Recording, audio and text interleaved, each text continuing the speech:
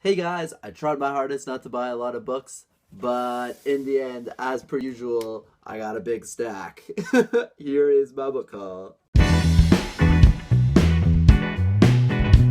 So, quite a few of the books I bought this month were graphic novels. I have three of them that I got here, and I spoke about them already in my graphic novel wrap up. So, if you want to hear anything more about these books, I'll provide a link below.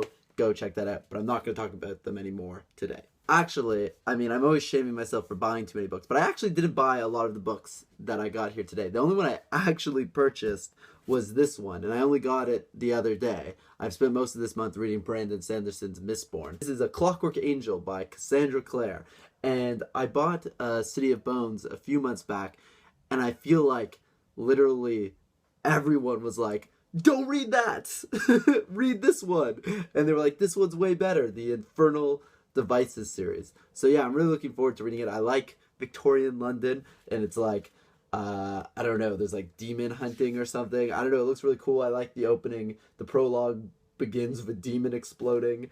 Yeah, I don't know. It looks cool. I'm really excited. I think I'm even going to start it tonight. So that's one book I bought. The rest of the books I got, I kind of received. I received this one at work, the new Julian Barnes, The Noise of Time, and I just love this edition. It's just so sleek and cool. It's Julian Barnes' first novel in 5 years. The last one he did was Sense of an Ending.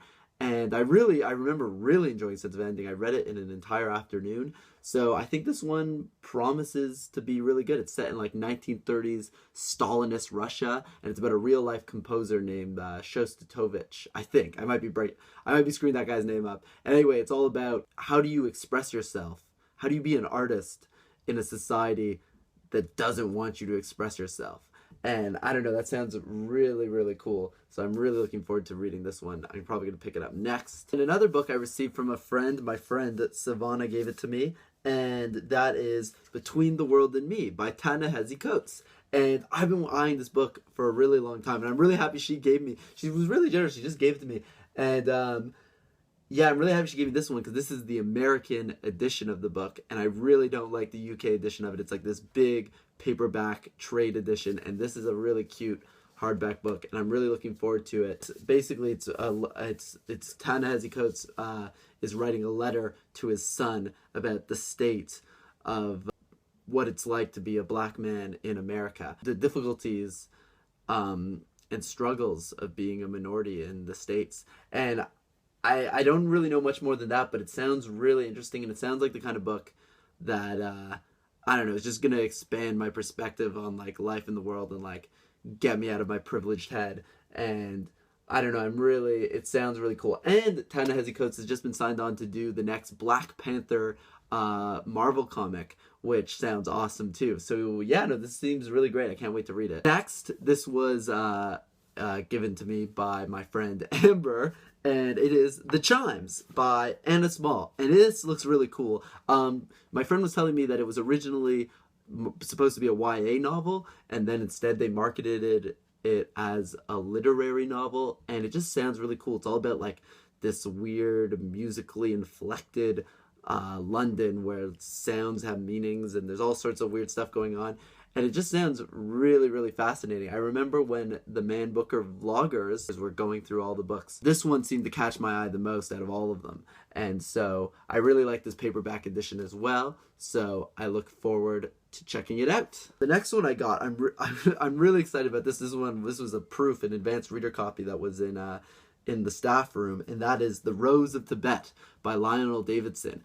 And this is, I don't know if it's the sequel, I don't think it's the sequel, but the last book that was just published by him was Kalimsky Heights, which came out last year. It was re-released. It was originally released in the 90s. He died a month after it came out, and then his publishers were just sort of like, okay, well, no point in publicizing this anymore.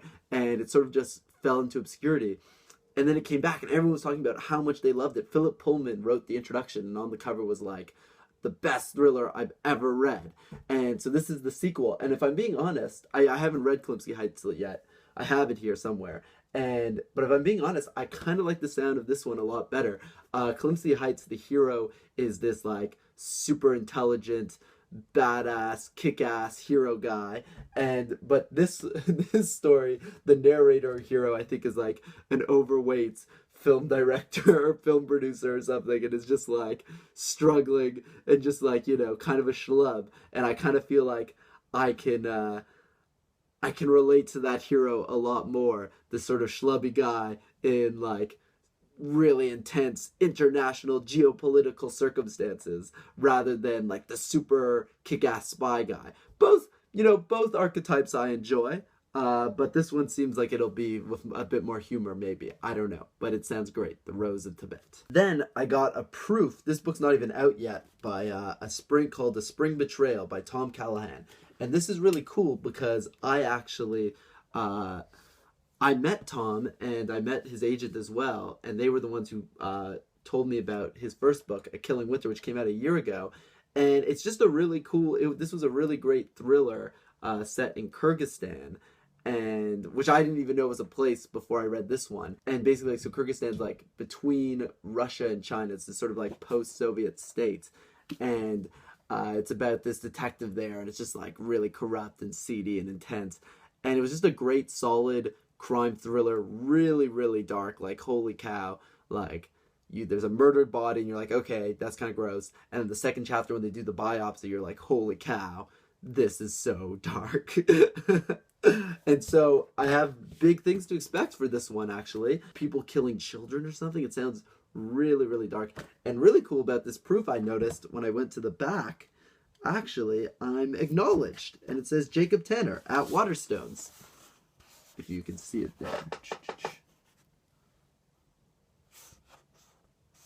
So that's really awesome. So yeah, I'm here in the acknowledgements, which is really cool. Finally, last but not least, I got another graphic novel, which my friend Joe gave me. Literally, this should just be like the books people gave me. Book haul this month. Oh my gosh. But yeah, so yeah, Joe gave me this one, The Arab of the Future, A Childhood in the Middle East, 1978 to 1984. And this looks really cool.